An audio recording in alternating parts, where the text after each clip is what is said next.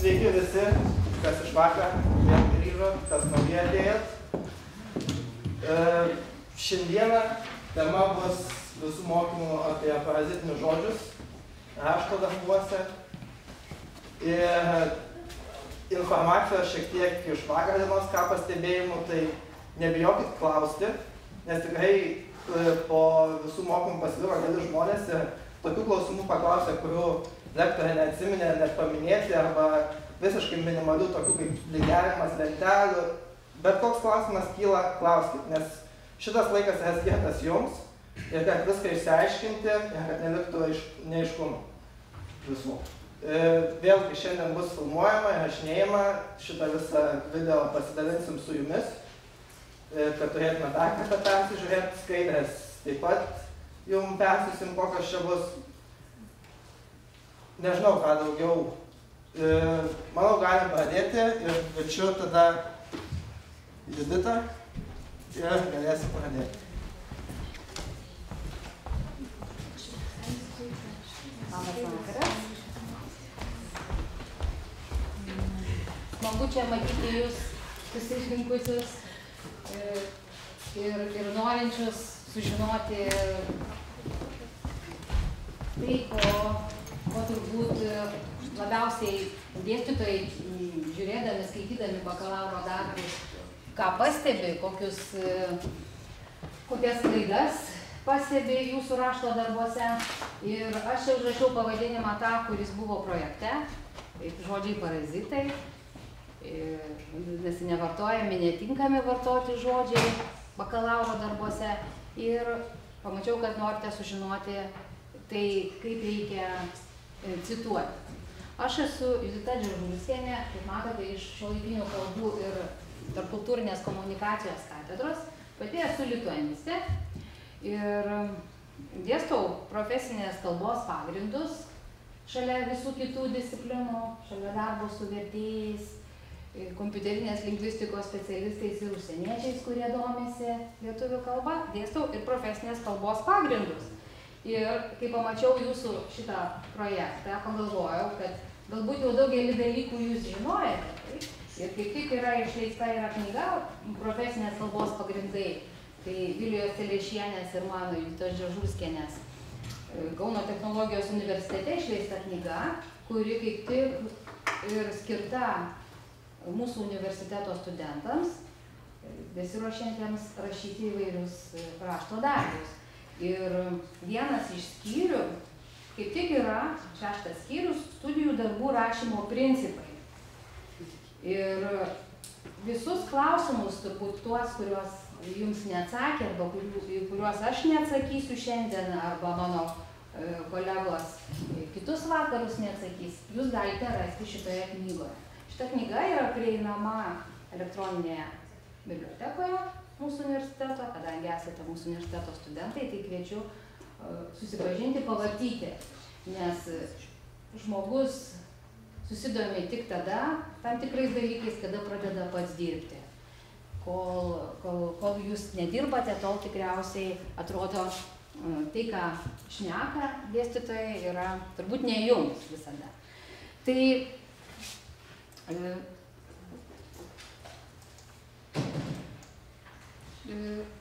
mano tikslas šiandien, kalbant su jumis, aptarti kai kuriuos dalykus, kad tekstas būtų aiškus ir suprantamas. Nežinau, kodėl čia nereikia. Nerodo, paskaidyti, ne?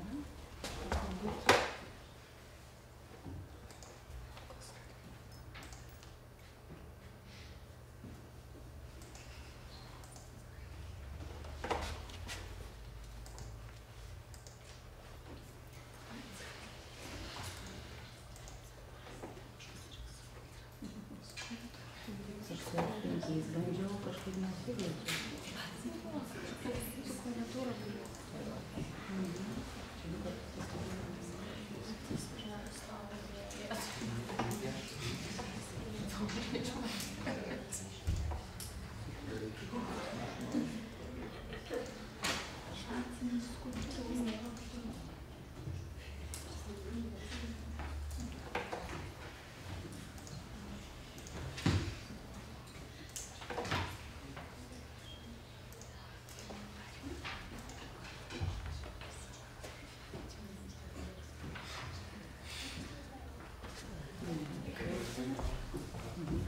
Na va, gerai. Tai keletas tokių patarimų. Tai nėra taisyklės, tai yra patarimai, ką kiekvienas rašantysis turėtų žinoti. Tai pirmas patarimas yra prieš rašydamas apmąstyk viską. Ką tai reiškia? Jūs rašote turbūt ne savo vadovui. Jūs turite savo adresatą, kuriam rašote. Tai tikriausiai yra jūsų srities specialistas. Tad viską aiškinkite ir dėstykite taip, tarsi bendrautumėte su juo. Savo studentams visada patariu matyti šitą skaitytoją prieš akis, nes jam aiškinam, jam mes viską patariame, jį vedame po savo minčių laukus. Taip. Tai visada apmąstome, kam mes rašome, ką mes norime pasakyti ir prieš akis matome tą savo skaitytoją. Ne pataikauti reikia, ne įtikti kažkam, bet išdėstyti savo mintis taip, kad tas skaitytojas susigaudytų, koks yra mūsų darbo tikslas, kokie mūsų uždaviniai, kaip mes juos keldami ką aiškiname.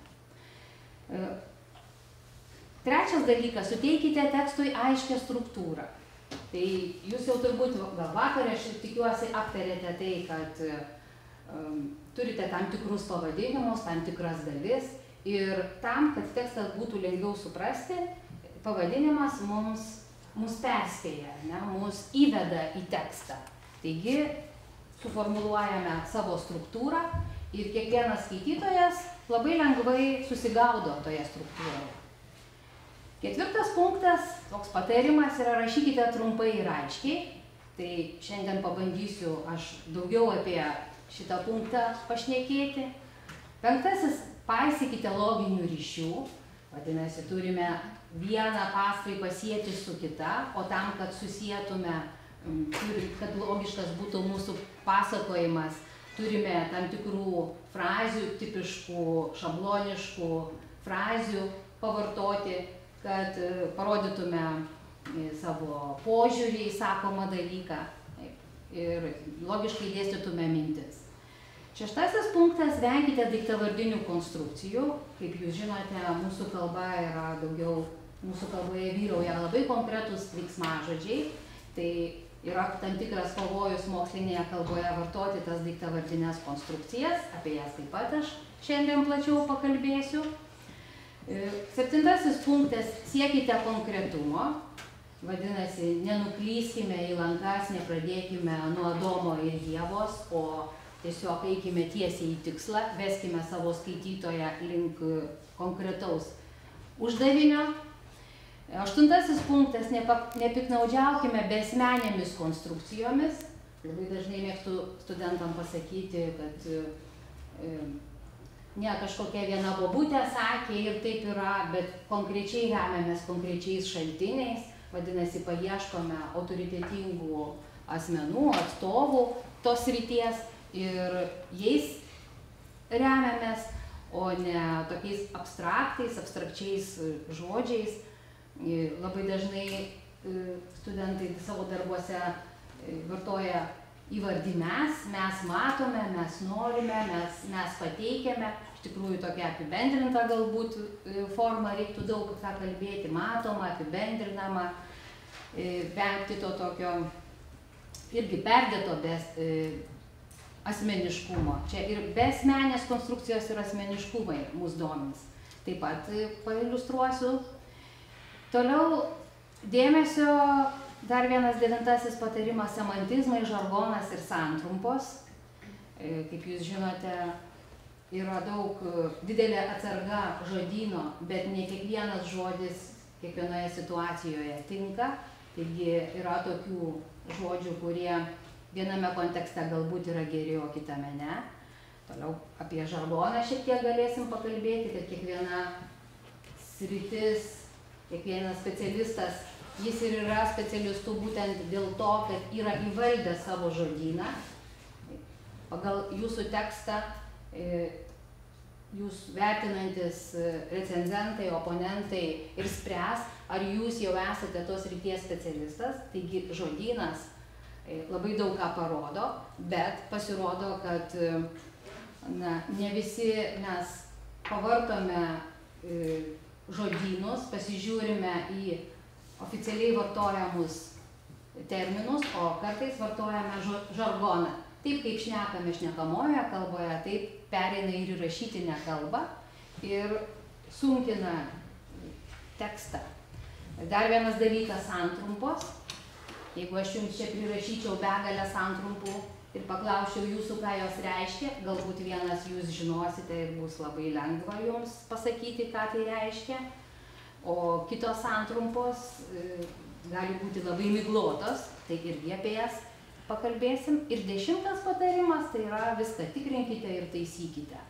Taigi, teksto aiškumas, nuo ko jis priklauso. Vienas iš punktų - rašykite trumpai, venkite daugiažodžiavimo. Tai pirmas patarimas yra tas, kad nereikia rašyti to, kas yra akivaizdu, ir reikia tikėti skaitytojo nuovoką, skaitytojo supratimu. Vadinasi, tas, kas skaito, viską supranta. Ir kartais bakalaurantai nepajaučia šitų ribų.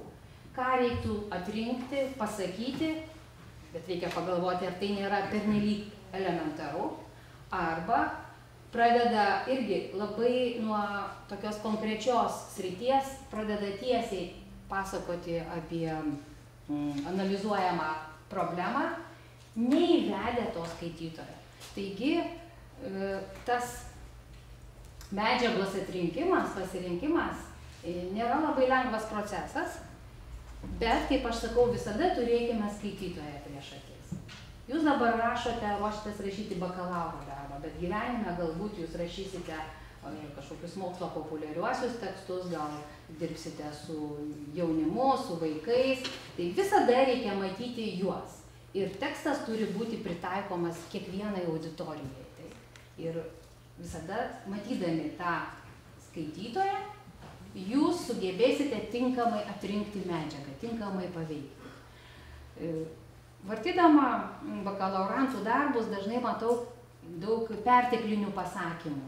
Na, čia keletas tokių: plačiai pažįstama, kaip visiems puikiai žinoma, apskritai kalbant. Na, tokie kartais tokios frazės, ir jų yra begalės. Šitos frazės iškart signalizuoja, kad neturi ką pasakyti tas rašantysis, tas bakalaurantas, sakysim, šiuo atveju, jeigu mes apie jį kalbame.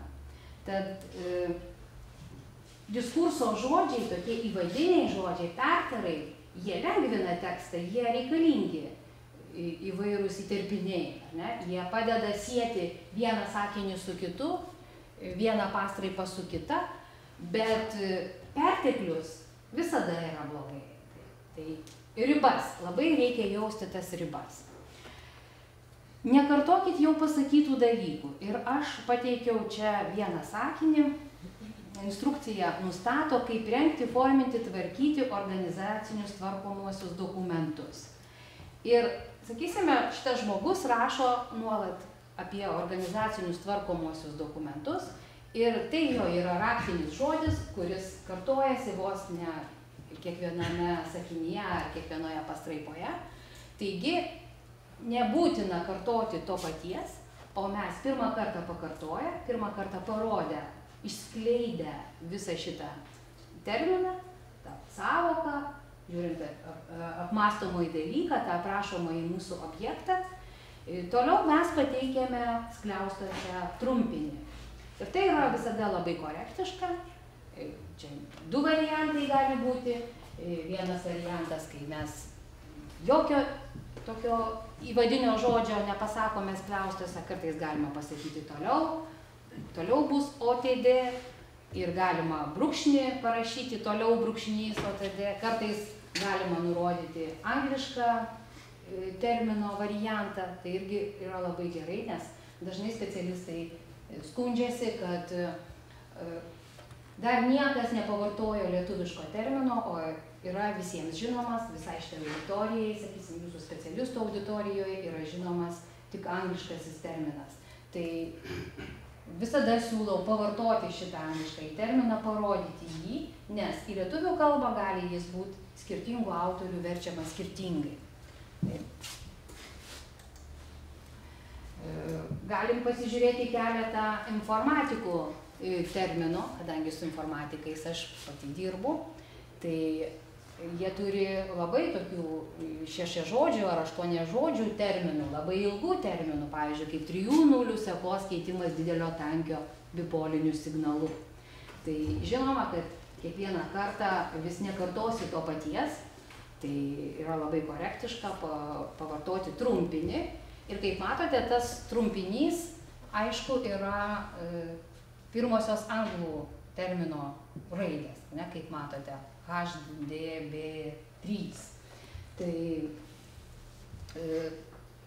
galvojame apie tokius terminus kaip apie tarptautinius, suprantamus visai specialistų grupiai ir įvairiai elgiamasi su tais vertimais. Jūs turbūt irgi skaitote literatūrą ne tik lietuvių kalba, bet ir užsienio kalba. Ir jums kyla klausimų, ką daryti, kaip šitas santrumpas vartoti, kaip jas išversti. Tai vienas iš atvejų, kad iš viso nereikia jų versti, dažnai specialistai taip ir daro, nes nėra lietuviško atitikmens. Jeigu egzistuoja to termino lietuviškas atitikmuo, lietuviškas terminas, tai mes vartojame tą lietuvišką santrumpą, bet jei ne, tai angliška kaip tarptautinė visiškai tinka. Kartais, kaip jūs žinote, lietuvių kalboje mums reikia susieti vieną žodį su kitu žodžiu. Ir mes negalime kalbėti be galūnių. Negali mūsų žodžiai neturėti galūnių. Aš labai dažnai mėgstu studentam duoti tokį pavyzdį. Žan myli Džein. Tai yra Žanas ir Džeinė. Žan myli Džein.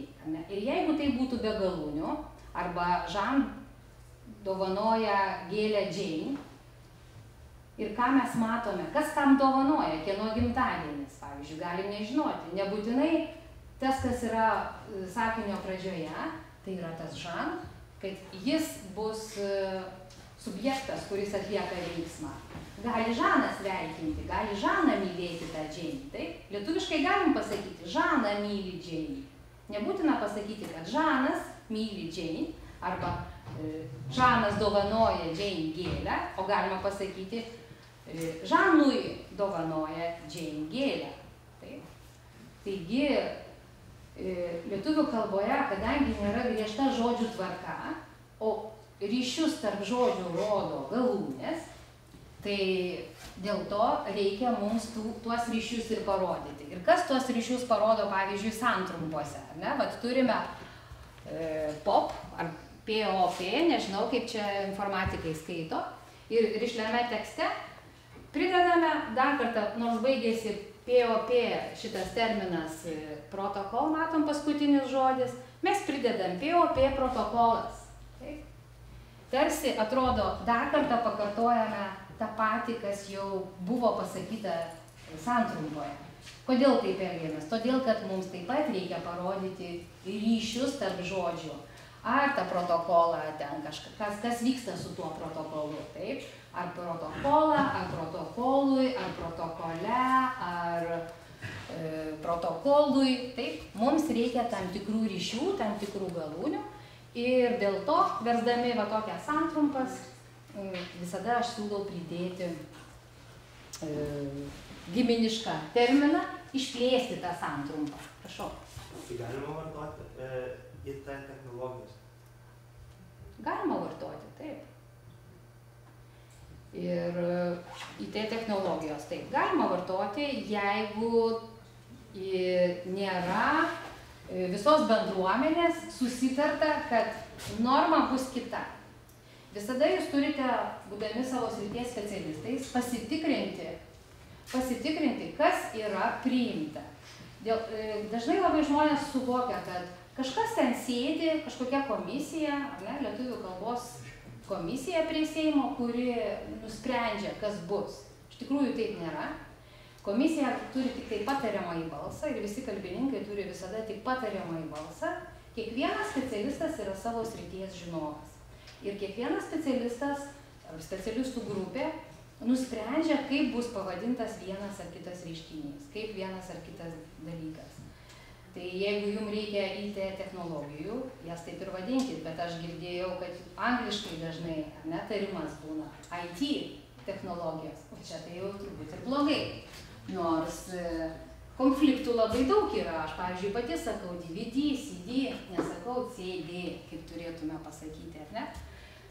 Taisyklingai, nes tas, kas užrašytas santrumpoje, reikėtų taip, kaip tariame abėcėlę, ir KTU reikėtų taip pat pasakyti, ar ne, ištarti.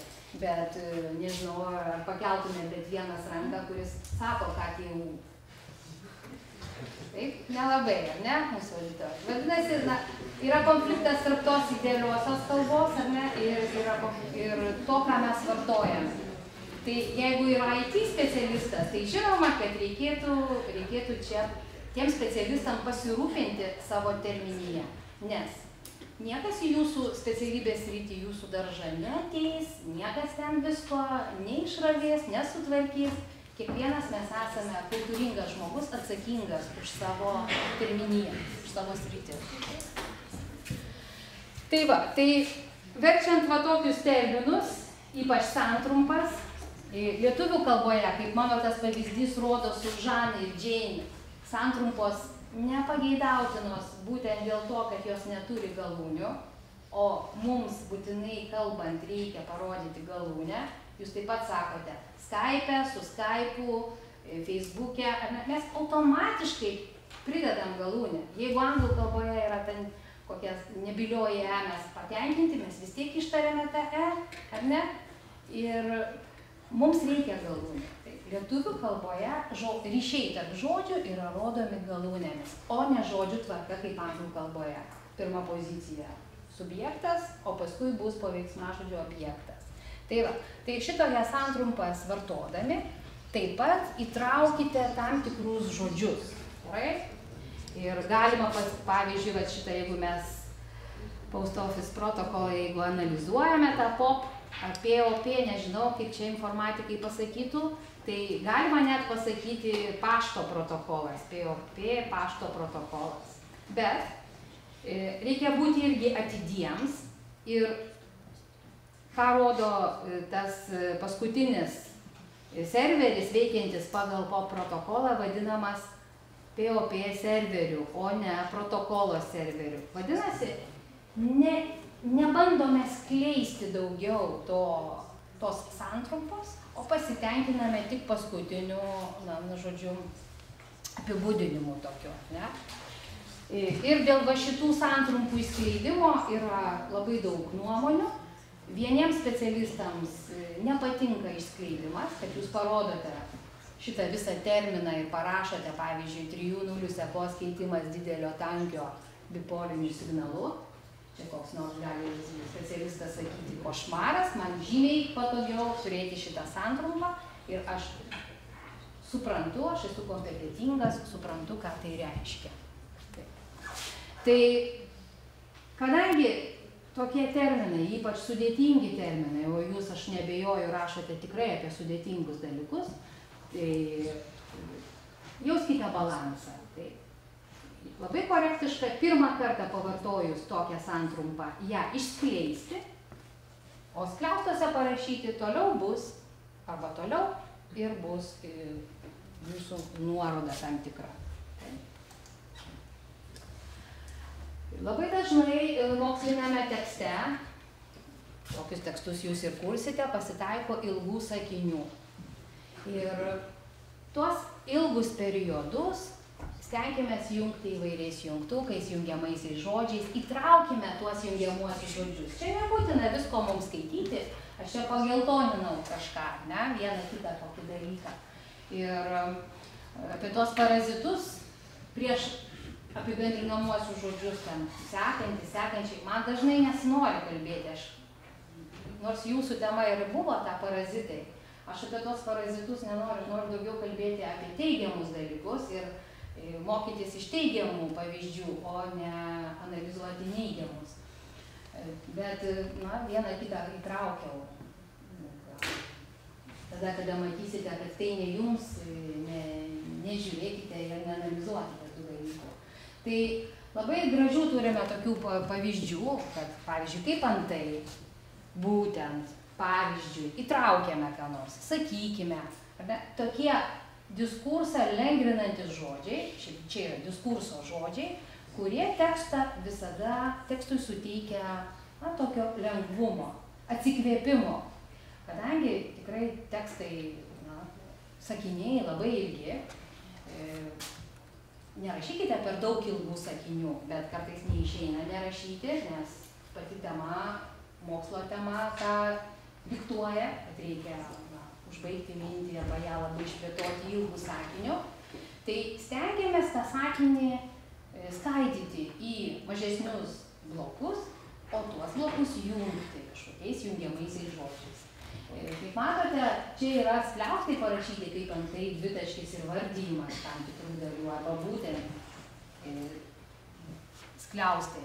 Tai ką tai reiškia? Tai reiškia, kad lietuvių kalboje buvo priimtos naujos skyrybos taisyklės, turbūt žinote, pasirenkamosios taisyklės. Ir skliaustai rodo, kad čia šitose vietose galima pasirinkti, galima rašyti, dvitaškį galima nerašyti. Bet aš visada sakau, kad skyrybos ženklai tekste yra būtini. Kodėl lietuviškose tekstuose, skirtingai nei kitose, tiek daug reikia skyrybos ženklų? Kodėl, kaip jūs manote? Kad tai tu prasmę suprasti. Taip. Jeigu nebūtų skyrybos ženklų ir jums duotų tokius tekstus, taip, skaityti, tai jūs pamatytumėte, kad labai sunku rasti loginius blokus, loginės mintis. Ir būtent kodėl? Dėl to, kad žodžių tvarka yra sąlygiškai laisva lietuvių kalboje, kad mes galime negriežtai dėlioti tuos žodžius, o galime varijuoti. Tai šitie visi jungiamieji žodžiai, jungtukai, jie labai daug ką lengvina. Noriu atkreipti į jungiamąjį žodį pavyzdžiui. Dažnai mums reikia kažkokios iliustracijos, įvesti kažkokį dalyką į sakinį. Tai pasižiūrėkime, kad iš abiejų pusių skiriamas yra kablelis. Matot? Taip. Ir jeigu būtų toliau tęsiamas sakinys, pavyzdžiui, su interneto paslaugų tiekėju ir ten toliau būtų kas nors rašoma, tai tas objektas, kuris buvo įvestas su žodeliu pavyzdžiui, jis visada skiriamas kableliu ir toliau tęsiamas sakinys. Jeigu jūs po pavyzdžiui turite daug variantų, norite daugelį dalykų čia įtraukti ir išdėstyti, tada rašomas yra po pavyzdžiui dvitaškis, ne kablelis, o dvitaškis. Jeigu turime tik vieną iliustraciją, parašome kablelį. Jeigu turime daug iliustracijų, tada mes rašome dvitaškį. Sakysime, elementariai savo kokioj nors kortelėje, jeigu tik vieną telefoną pateikėte, tai po telefono nerašykite dvitaškio tel, jeigu trumpinys ir iš karto nurodote savo telefoną, o jeigu turite daugiau telefonų, tada rašote po jo dvitaškį. Daug turim, ar kokių internetinių adresų. Tai vienas iš teksto lengvinamų elementų yra jungtukai, jungiamieji žodžiai. Aiškumas, iš kur jis kyla, rašykite aiškiai, bus įtikinamiau. Dažnai žmonės, kai pereina į kitą kodą, pavyzdžiui, pradeda kalbėti, su draugais, sakysime, bendravo vienai, atsistoja prieš auditoriją, jaučia atsakomybę ir pradeda kalbėti kitaip, keičia savo kalbėjimo kodą. Jūs iš manęs nesitikite, kad aš čia atsistojusi ir pradėsiu keiktis ar kažkokiu žargonu kalbėti, ar ne? Iš karto yra tam tikros viltis. Ir kiekvienas žmogus jaučia savo vaidmenį. Taip, mes turime tam tikrą vaidmenį. Tai kai žmogus rašo mokslinį tekstą, lygiai taip pat jis įsijaučia į mokslininko vaidmenį. Ir aš dabar turiu rašyti nepaprastą buitinį laišką savo mamai į namus, ar draugui, kur nors į užsienį, kuris pagal Erasmus mainus studijuoja, bet aš turiu mokslinį tekstą. Ir mokslinis tekstas tarsi įpareigoja rašyti kažkaip kitokią kalbą. Pakeisti reikia kalbos kodą. Ir užuot rašęs dėl, rašoma atsižvelgiant į faktą, jau rimčiau. Skamba taip, solidžiai, ar ne? Tam tikras skaičius, užuot pasakius kai kurie. Sutinkamai su kažkuo, o tiesiog galima pasakyti, pagal tą, remiantis tuo, dėl šios priežasties, užuot parašius labai paprastai todėl. Siekiant užtikrinti, kad, užuot parašius kad. Tuo atveju jai, užuot parašius jai. Dažnai, o tas įsijautimas į stilių, tarsi aš pakeičiau kodą, pakeičiau savo stilių, dabar aš rašau mokslinę kalbą, tarsi man užkraunant pečių tokią naštą ir mano tekstas, jis sunkėja. Turbūt ne tai lemia, ne tas pateikimas pats, ar ne, bet tai, ką aš noriu pasakyti. Dažnai mano mintis, mano idėja, mano analizė, aš turiu faktus, aš juos analizuoju, pateikiu, arba šiaip labai įvairiai turbūt, kadangi esat iš skirtingų fakultetų, skirtingai tuos dalykus pateikiate. Taip?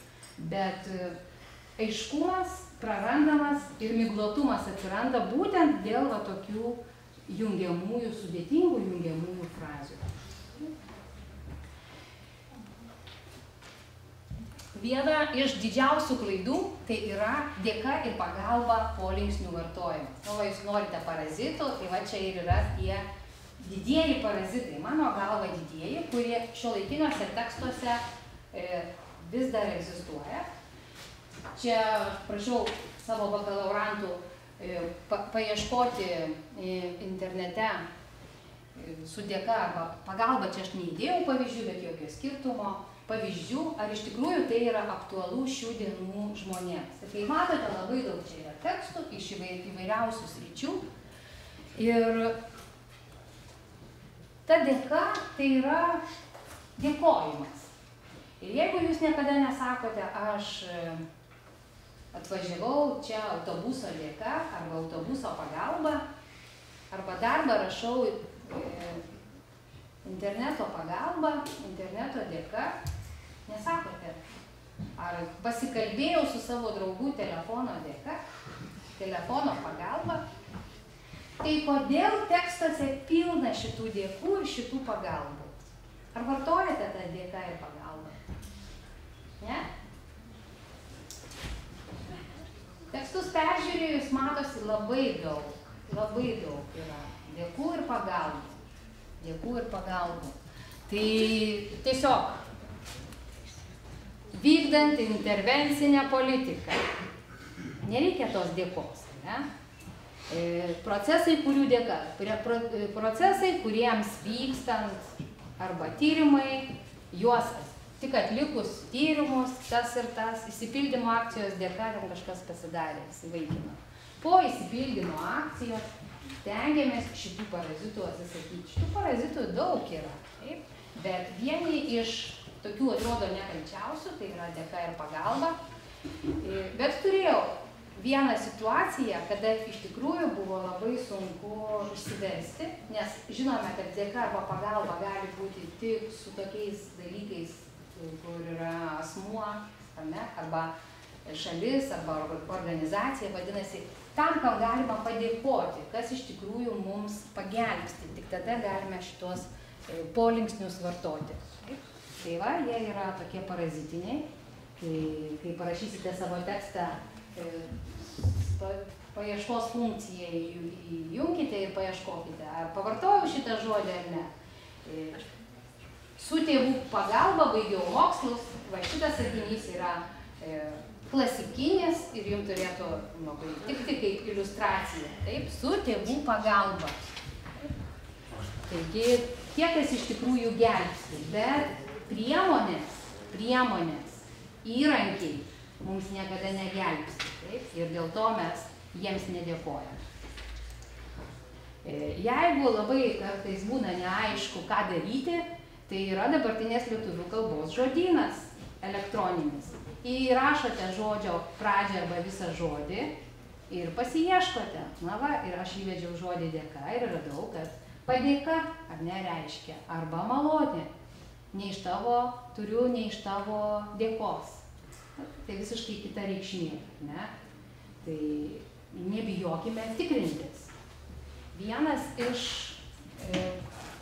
tokių labai blogų dalykų mūsų visuomenėje yra tai, kad mes turėdami be galo daug įrankių, daug žodynų, jūs savo specialybės srities turite be galo daug žodynų, terminų bankas yra sudarytas ir jis nuolat yra atnaujinamas, kad žmonės bijo tikrintis, bijo pasižiūrėti. Jie galvoja, kad jeigu aš tikrinuosi, vadinasi, aš nežinau. O mes nežinome visi ir mokomės visą gyvenimą. Šiais laikais mokomės visą gyvenimą. Ne? Ir žodžių taip pat mes visų nemokame, nežinome. Kai išgirstame, galima iš karto pasitikrinti. Vadinasi, turi būti mūsų toks profesinis interesas. Ne? Tai iškyla klausimas, tuoj pat ieškokime atsakymo ir nebijokime nežinoti. Na, dar iš tokių vietininko klaidų, iš tų jūsų norimų parazitų, aš visą laiką galvoju, kad tekstuose jų jau lyg ir nebėra, bet pasirodo, pavyzdžiui, kai apie laiką norim nusakyti, tai dažnai sako paskaitos bėgyje per paskaitą, laikui bėgant, ilgainiui, tyriant, dirbant, per 90 dienų reikia visų šitų vietininko klaidų, vietininko polinksnių, dažnai jie yra kaip polinksniai, pavyzdžiui, paskaitos, tą matom bėgyje. Jis kaip polinksnis, toks prilipukas, ne, prilipęs po frazės pabaigoje. Tai šitų vietininkų visada atsisakykime. Metu, laikotarpiu, žodžiu, tokių klišių. Tos klišės dažniausiai yra girdimos viešose vietose vyresnio amžiaus žmonių. Taip, bet natūralu, kad mes negyvename izoliuotai, mes gyvename tarp kitų žmonių ir dažnai, nors ir žinome, niekada nevartojame tam tikrų frazių, bet būdami apsuptyje tų žmonių mes natūraliai įsitraukėme į šitą procesą ir nesąmoningai daugelį dalykų pakartojame. Taip. Dar vienas iš patarimų, tai yra venkite terminų sinonimijos. Sinonimija. Jeigu kokioje grožinėje literatūroje sinonimija yra teigiamas dalykas ir visada ieškome pakaitų vienam žodžiui, kaip mes galime tą patį pasakyti dar kitų žodžių, ieškome sinonimų, tai mokslo kalboje sinonimija yra blogas dalykas.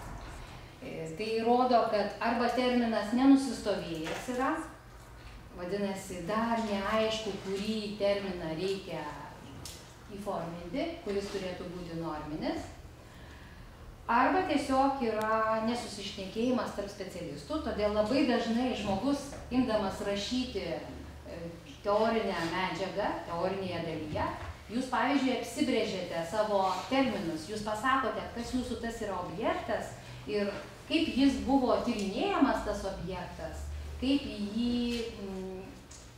jis buvo kokiais terminais nusakomas, ta sąvoka kažkokia, ne?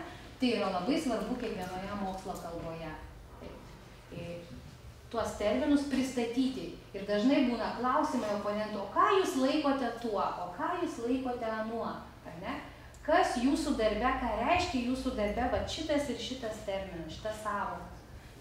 Tai čia iš kanceliarinės kalbos pavyzdys, paraišką turite ir paskui komitetas gali atmesti jūsų prašymą. Vadinasi, nebuvo apsispręsta, apie ką kalbėti, apie paraišką ar apie prašymą. Ir būtent šitą sinonimiją teikia labai daug dviprasmybių.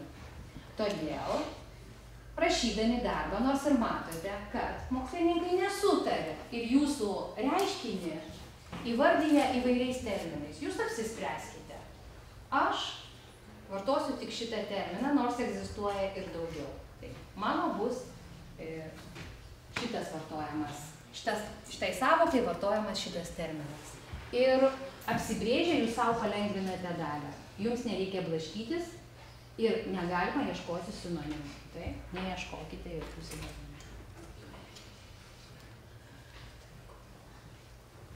Tinkamai junkite sakinius. Nauja informacija rašytina sakinio pabaigoje. Štai turime tą patį sakinį, tik jis dvejopai pateiktas. Ir nuspręsta, kad reikia naujo šios srities teisės akto, komisija turėtų jį pasiūlyti. Komisija buvo naujoji informacija, o jis, dažniausiai įvardžių reiškiamas, yra žinoma mums informacija, vadinasi šitas aktas. Ne? Ir čia padaryta sklaidos, aktualiosios sklaidos klaida, kadangi visada reikia pradėti nuo žinomos informacijos, o pabaigoje rašyti naująją informaciją. Taip? Tai šita pastaba yra labai svarbi. Dažnai tas, kuris skaito tekstą, galbūt to nepajaučia, bet supranta, kad kažkas čia yra blogai, kažkaip ne taip medžiaga man yra pristatyta. Ir va šitas prašantysis, logiškai dėliodamas savo mintis, turi žinoti, kad pirmiausia jis pradeda nuo žinomos informacijos, o paskui tik įveda sakiniuose naująją informaciją. Labai dažnai verčiant tekstus iškyla šitoks klausimas. Ne? Ir jūs tikriausiai labai daug verčiate, aš manau, ir turite pateikti apžvalgas užsienio mokslininkų įvairias ir reikia susitvarkyti su šitą medžiagą. Tai vienas iš tokių patarimų, kada atsiranda loginės klaidos, tada, kada ta aktualioji sklaida pažeidžiama, būtent dėl naujosios ir senosios informacijos vietos pateikimo. Venkite daiktavardinių konstrukcijų. Kadangi mokslo kalboje ir administracinėje kalboje norisi to kodo pakeitimo ir tas kodo pakeitimas dažniausiai einamas per šitas daiktavardinės konstrukcijas. Naikinimo būdu, apgaulės būdu, įvedimo keliu, atlikimo metu, atlikti įvertinimą, įgyvendinti tyrimą, pasiekti susitarimą. Imas, matome, imas vedinių gausa. Aš su savo vertėjais kartais turiu tokias pratybas ir jiem pateikiu vieną rastą tekstą apie šildymo technologijas. Ir ten tame tekste viename puslapyje yra 15 imas vedinių. Tai yra klasikinis pavyzdys, kiekviename puslapyje yra imas pavyzdžių. Tai aiškiai matosi, kad yra vertimas iš kitos kalbos, kad žmogus nenatūraliai rašė tekstą ir jam buvo labai sunku susidoroti. Tai lietuvių kalboje, tam, kad tekstas būtų lengvesnis, mes turime įvairių konstrukcijų veiksmažodžių. Turime padalyvį, pusdalyvį, turime paprastą veiksmažodį, šiuo atveju mes matome vietoje atlikti įvertinimą, įvertinti, ištirti, susitarti, kontroliuoti. Reikia tekstą lengvinti visada. Kaip lengvinti, vengiant imas vedinių. Imas. Tai nėra blogai. Visi šitie imas vediniai yra labai geri, tai yra abstraktai. Bet ir mūsų mąstymas, kai mes kalbame moksliniu tekstu, mes daug ką abstrahuojame.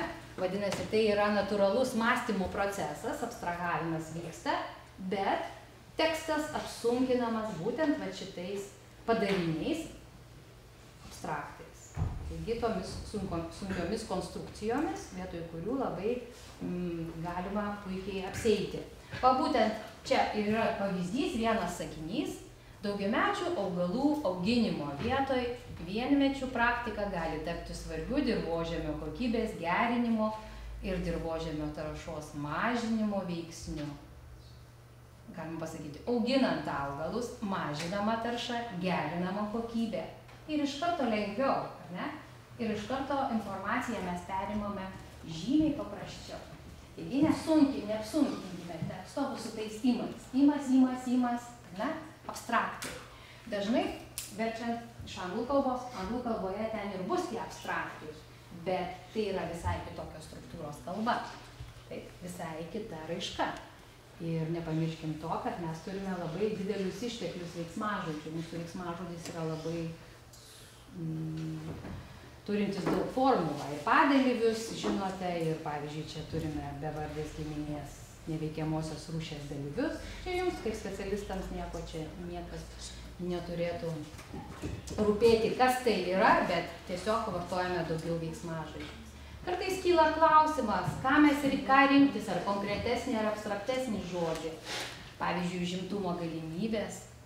Visada ieškome paprasčiau, buitiškiau, tarsi buitiškiau. Taip galvojam, kad buitiškiau, paprasčiau pasakau. Galimybės įsidarbinti. Neigiamas augimas. Užtenka, turim žodį nuosmukis. Atlygintinas užimtumas. Turim apmokamas darbas. Pavyzdžiui, su originalus imame, verčiame tekstą ir dažnai ten būna tarsi tarptautinis žodis. Bet žinokim, tas tarptautinis žodis ne visose kalbose gali būti adekvačiai nesuvokiamas. Ir pavyzdžiui, vietoj žodžio originalus, aš čia paėmiau daug pavyzdžių, 4 pavyzdžiai su originalus, mes prarandame, pasižiūrėkit, kokias atsargas ir savitas mąstymas, neįprastas sprendimas, tikras parašas, išskirtinis renginys. Taip? Mes turime daug atsargų. Ir visada, kai galvojame, aha, mokslinę kalbą rašau, tai ką aš čia turiu? Ar čia labiau kažkaip abstrakčiai, ar konkrečiai ir paprastai? Tai visada einame tą konkretumo, paprastumo linkme, nes ir taip terminijos pakankamai yra jūsų tekstuose. Ir taip ten specialių sąvokų ir terminų pakanka. Taip? Ir galbūt net ir reiškiniai aprašomi yra gana sudėtingi. Todėl tekstą lengvina būtent pasirinkimas tokio konkretumo, ne abstraktumo.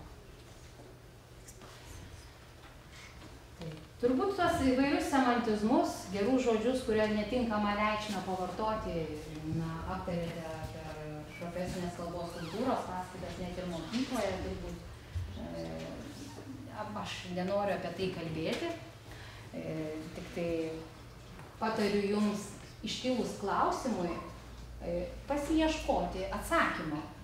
Labai dažnai gerų atsakymų galime rasti Valstybinės lietuvių kalbos komisijos vlkk.lt puslapyje. Tiesiog ten žmonės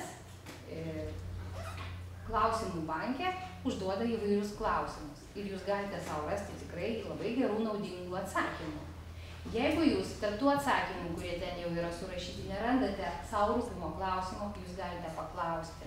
Tai yra virksintis langas, konsultacijos vyksta ir į jūsų tą klausimą, aš manau, atsakys specialistas, paieškojęs jums tinkamos informacijos. Arba patars, kur ieškotis atsakymo, kur konsultuotis. Nes tas, kas dirba, tas ir susiduria su sunkumais. Ir tikrai labai džiaugiamės, kad yra toks konsultacijų bankas internete ir veikiantis bankas. Ne tai, kad tik tokia forma, bet tikrai atsakantis kai kurius klausimus. Aišku, gali būti atsakymo, gali ir nesulaukti atsakymų, jeigu tai yra labai sudėtinga problema, neišsprendžiama, ar dar neaiški, tai nebijokite būti kūrėjais. Vadinasi, jūs būsite tas pirmasis, kuris paleisite savo terminą, savoką, žodį į gyvenimą. Kaip sakiau, žargonas tai yra tam tikros uždaros jūsų profesinės grupės žodynas. Tai tokių žargonizmų reiktų labai vengti tekstuose, nes yra specialių. Nes žargonas tai yra šnekamoji, dažniausiai tai yra šnekamoji. Reikia ieškoti informacijos, jeigu nežinot. Dažnai aš informatikų paklausiu, kaip vieną ar kitą dalyką pavadinti, jie žino žargoninį pavadinimą, o sakau, o jeigu reikės rašyti jums, ką darysite tada? Ir nežino, ką darysite. Taip? Tai nebijoti reikia būti kūrėjais, pasikliauti savimi, savo žiniomis, jeigu to fakto nėra. Taip? Ir apie santrumpas. Labai jos svarbios, kaip sakiau, galbūt jau mes daugelį dalykų ir aptarėme, kad reikia rašyti netrumpinant, jei tik kelis kartus vartoja. Jeigu tai ne jūsų kasdieninis terminas, tai tokio dalyko neįtraukite, netrumpinkite. Trumpinkite tik tuos dalykus, kurie nuolatiniai yra. Ir dar kartą kartuoju, kad pirmą kartą reikia parašyti netrumpinant, išskleisti, parodyti savo trumpinio reikšmę, o paskui nurodyti skliaustuose tą santrumpą. Arba, jeigu jūsų tekste yra be galo daug santrumpų, reikia tada tą sąrašą pateikti, santrumpų sąrašą. Tai yra labai korektiška. Dažnai žmonės renka medžiagą iš įvairių šaltinių, tų šaltinių santrumpų sąrašas gali būti. Vienu žodžiu, aš nežinau, man atrodo, kad moksliniuose tekstuose nebeišvengiama be santrumpų. Ir galima, jeigu tai yra visuotinai priimtinos santrumpos, parodyti tą internetinę nuorodą, kur galima rasti daugelį dalykų. Aš pasižiūrėjau valstybinės lietuvių kalbos puslapyje, kokie yra žmonės dominantis klausimai. Ir čia įvairiausių radau 20 populiariausių užklausų. Ir matau, kad žmonės domina brūkšnys ir brūkšnelis. Ar jūs žinote skirtumą tarp brūkšnio ir brūkšnelio? Kaip skyrybos ženklas, pavyzdžiui, jūs rašote tekstą ir kaip skyrybos ženklas. Kas čia bus? Trumpas brūkšnelis ar brūkšnys ilgas? Ilgas brūkšnys, taip. Ir turim įsidėmėti, kad kaip skyrybos ženklas tekste visada turi būti ilgas brūkšnys. Ilgas brūkšnys yra rašomas tada, kada mes norime pasakyti nuo iki kas nors vyksta. Pavyzdžiui, nuo 5 iki 6 puslapio reikia skaityti. Ir rašome ilgą brūkšnį be tarpų. Bet ar Wordas automatiškai parašys be tarpų ilgą brūkšnį?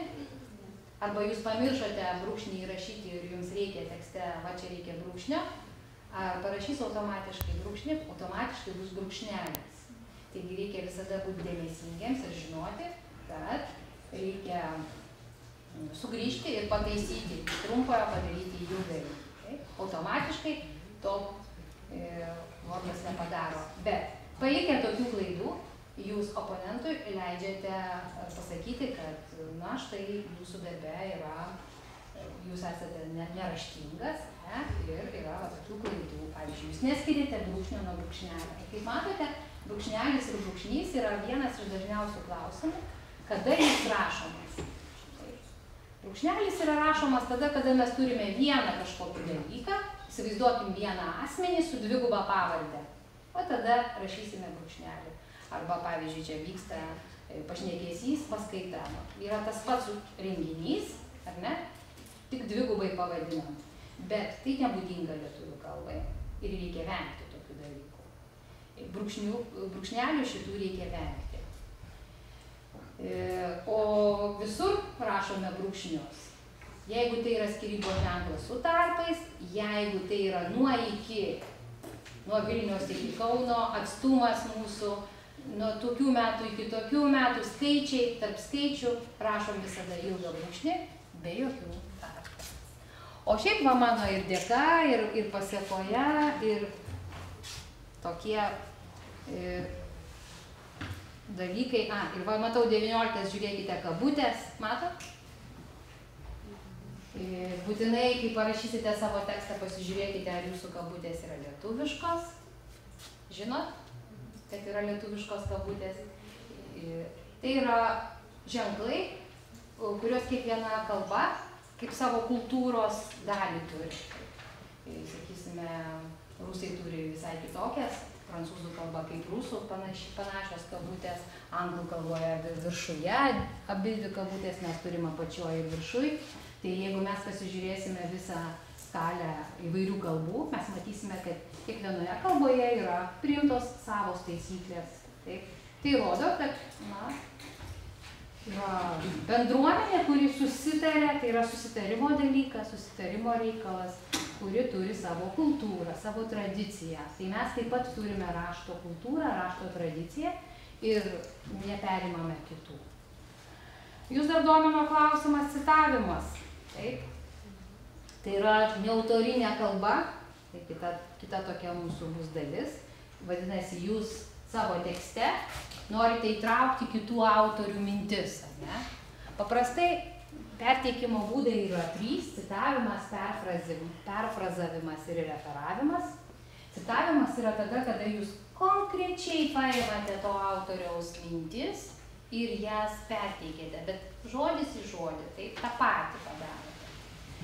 Labai dažnai, net ir vertėjams, aš patariu, kai yra tekste originaliame, pavyzdžiui, įvairūs, pasakysime, žiniasklaidos pranešimai, ten koks nors vienas politikas, ką nors pasakė, ir ten yra kabutės, žodžiu, cituojama konkrečiai, ką jis pasakė.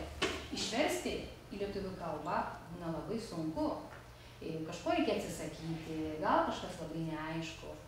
Ir tada mano patarimas būna, perfrazuokite ir viskas. Toks ir toks žmogus teigia, kad yra taip ir taip. Ir jūs išvengsite tų kabučių, tų konkrečių žodžių, jeigu tai nėra būtina. Taigi, ir mano patarimas tada, kada jūs skaitote užsieninę literatūrą, ne visada jūs galite pažodžiui labai gerai išversti.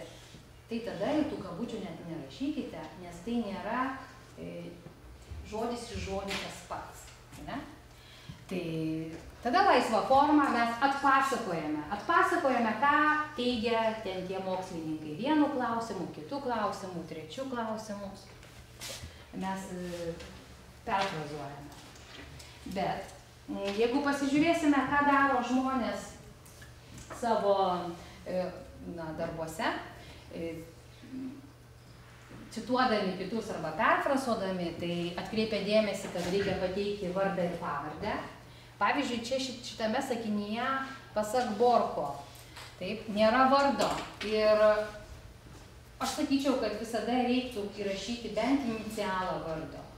Bent inicialą. Jeigu nežinome, koks to žmogaus vardas. Arba gal galima per paiešką susirasti, kas tas žmogus, koks jo vardas.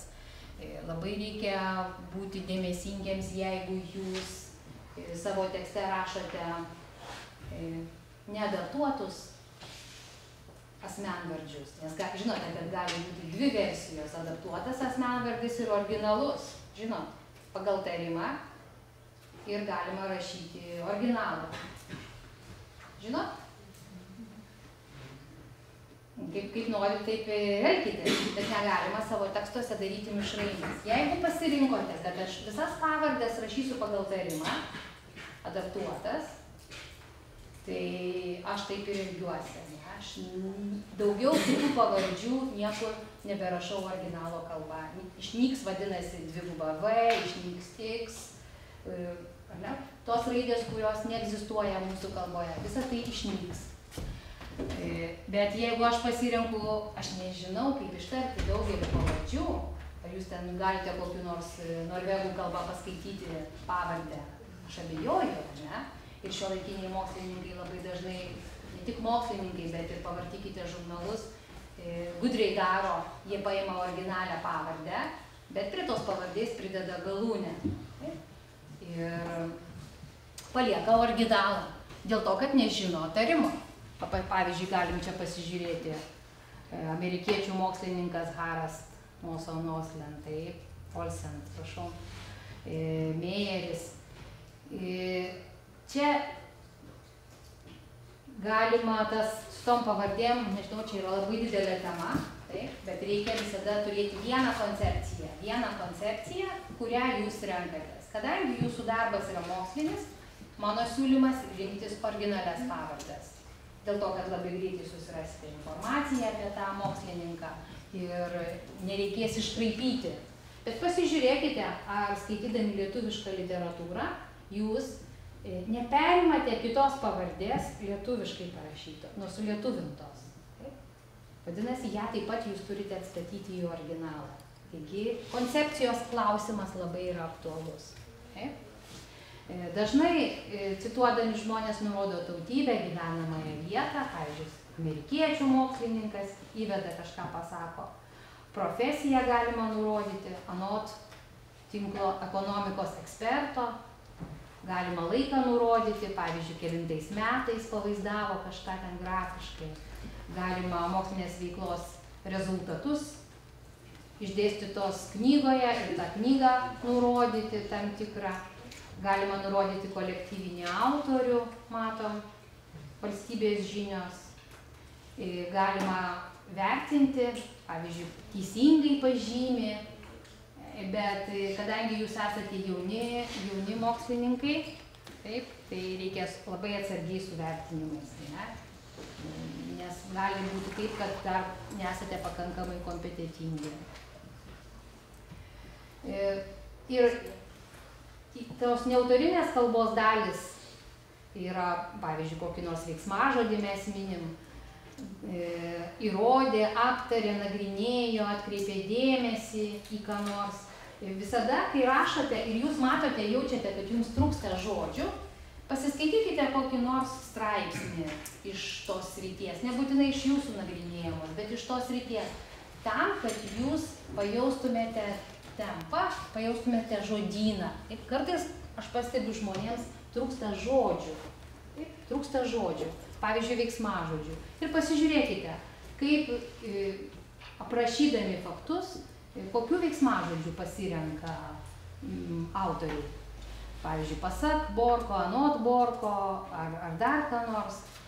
Labai gerai, kai mes įvedame autorius, cituojamus autorius, pavyzdžiui, pasakom to ir to žmogaus nuomonę, to ir to požiūriu, departamento duomenimis. Ir visada nepamirškime, kad lietuvių kalboje tas šaltinis, kuriuo aš remiuosi, tai yra įterpinys ir jis skiriamas kableliais. Kažkieno duomenimis, kažkieno nuomonė, kažkieno požiūriu. Taip. Arba, pavyzdžiui, tos įvadinės kalbos gali iš viso nebūti. Galima tiesiog skliaustuose nurodyti, kokiu autoriu aš remiuosi ir kelintais metais pasirodė jo ar straipsnis, ar knyga, ar kažkoks šaltinis, kuris man reikalingas. Kai mes cituojame, čia du variantai pasižiūrėkime. Galima visą, jeigu įmame visą bloką, ką aš paimu iš kažkokios knygos, iš straipsnio, aš jį visą įdedu į kabutes. Matote, visas blokas mano su kabutėmis. Aš tik pageltoninau kabutes, kad jūs matytumėte, kad kabutės yra po taško. Po taško, nes aš visą bloką pacitavau, dedu tašką ir kabutes. Dažnai nereikia pertekliaus, taip šitaip cituojant. Galbūt jau vakar apie tai kalbėjote, kad negali studentas išrinkti tokias neperleisti per savo mąstymą ir tokias citatas ilgus blokus sudėti į savo darbą ir sakyti, va, mano teorinė dalis jau padaryta. Taip? Bet kartais tikrai mums reikia tokių blokų ir puikiausiai visą tai gali būti.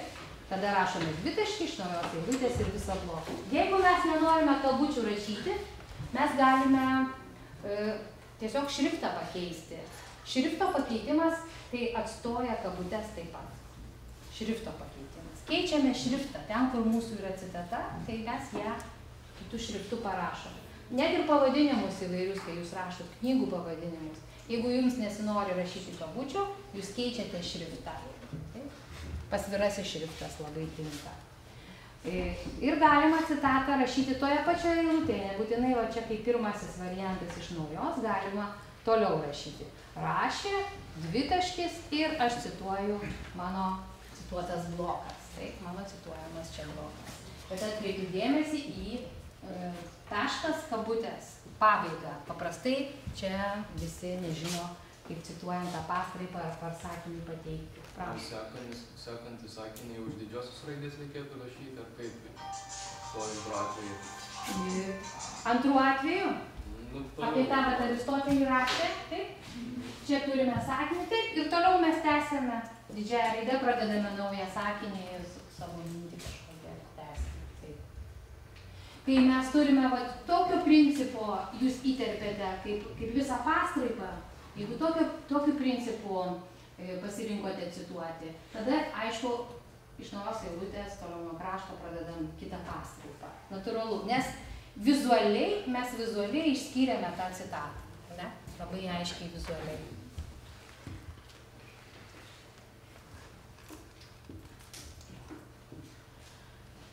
Dažnai mes citatas įtraukėme į savo tekstą. Pasižiūrėkime, čia pabraukta yra pasakymas, patraukti kaltinamųjų, vartojamas tam kodekse, vertinamas kaip tas ir tas. Tada mes tą vietą, kurią mes cituojame, mes ją pateikėme kabutėmis. Arba galima kursyvų. Taip? Kursyvų pateikti taip pat. Tik visada žinokime, kad jeigu mes pakeičiame šriftą, taip tekste, bet paskui tekstą kilnojame, arba duodam kam nors kitam sumaketuoti, sutvarkyti, tai tas žmogus pasirenka viską CTRL paspaudžia A ir jis viską suvienodina. Jis taiga dingsta viską, ką jūs parašėte su pasiruoju šriftu vietoj kabučių, gali staiga 1 minutę pradingti.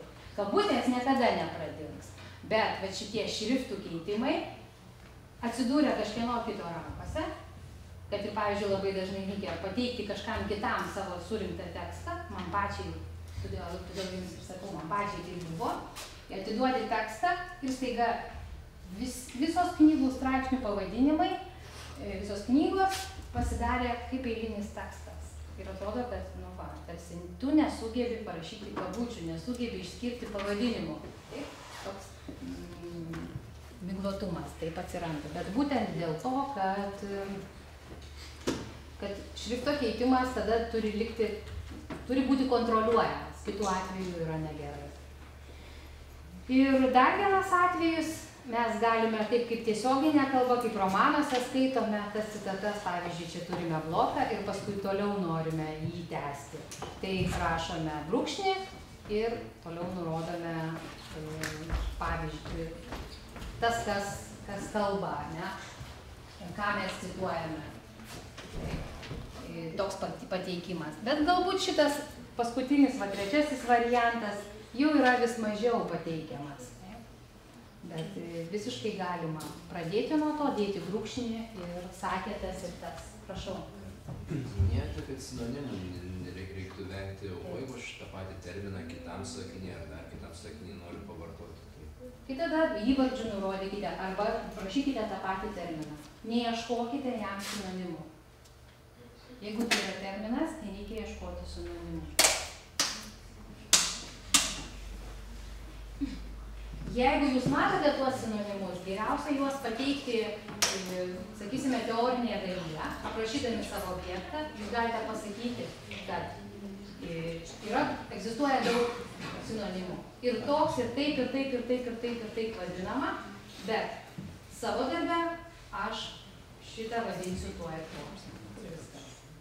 Ir visada reikia labai gudriai apsibrėžti, kad jūsų oponentas neturėtų priekaištų jums. Pavyzdžiui, jūs ko nors atsisakote tam tikros dalies. Taip pat nebijokite tai pasakyti. Pavyzdžiui, neaiškus faktai irgi pasakykite teorinėje dalyje ar įžangoje. Žodžiu, kur jums tinka, kurioje vietoje. Kad jūs, pavyzdžiui, šitų faktų neanalizuojate. Nuo šitos medžiagos jūs atsiribojate. Nes jūsų objektas, jūs jį susiaurinot, jūs jį apibrėžėte. Tai va, tai ir tų nuomonių, ir tų gali būti įvairiausių. Ir paskutinis dalykas, jau daugiau nebekankinsiu aš jūsų, įspraudai įvairiausiai, kurie atsiranda tekstuose. Tai, pavyzdžiui, labai dažnai norime anglų kalbą pateikti. Pasižiūrėkime, šriftą pakeičiame, ar ne? Šriftas, matot, pakeistas angliškai. Kaip yra? Ar nepakeistas? Pakeistas, taip. Skliaustose. Labai noriu atkreipti dėmesį, žiūrėti į trečią paveikslą. Lietuvių kalboje visada sakome žiūrėti į trečią paveikslą. Ne į paveikslas numeris 3, bet į trečią paveikslą, į antrą. Tai taip, kaip mes kalbame, lygiai taip pat turime ir skliaustose rašyti. Taip, tas nuorodas, visas paveikslas, ar lentelė jūsų bus. diagramų negali, diagrama žodis netinkamas yra lentelės ir paveikslai, taip, žinote. Jeigu kažkokį paragrafą ar kažkokius puslapius nurodote, taip, tai irgi galima žiūrėti, trumpinti ir nurodyti su skyrybos ženklais, matote, 9 paragrafas, nuo 5 iki 7 puslapio. Atkreipiu dar kartą dėmesį, kaip reikia užrašyti skaičius nuo to iki to su ilgu brūkšniu be tarpo. Ir pavyzdžiui, su kažkuo palyginti reikia, ar ne, mums tam tikrą dalyką. Mes taip pat PLD kažkokį trumpinį pateikiame ir įdedam savo pavyzdį. Pavyzdžiui, žada paveikslas, čia irgi reikėtų jos išskleisti pirmą kartą naudojant. Ir tada parašyti. Ne, žarai visi supranta, tai yra sutartinis ženklas, jau yra visuotinai priimtas. Tiek ir palyginti, ar ne, yra visuotinai, tiek ir žiūrėti. Tiek ir, pavyzdžiui, kalba ar anglų, ar lotynų, ar prancūzų būtų kalbos nuoroda, jinai bus irgi lygiai tokia. Taip. Taigi, tikrinkite, savo tekstą duokite kažkam kitam, nebijokite pažiūrėti į žodyną, tarptautinių žodžių žodyną, terminų banką, kur savo srities rasite 5 kalbomis terminus. Ar kada nors terminyną pasižiūrėjote? Sritį galite pasirinkti savo, pasižiūrėti 5 kalbomis, vokiečių, prancūzų, rusų, anglų, lietuvių, įvairius terminus, taigi susipažinkite. O profesinės kalbos pagrindai galite šitą knygą, kurią pristačiau, rasti internete. Jeigu turit klausimų,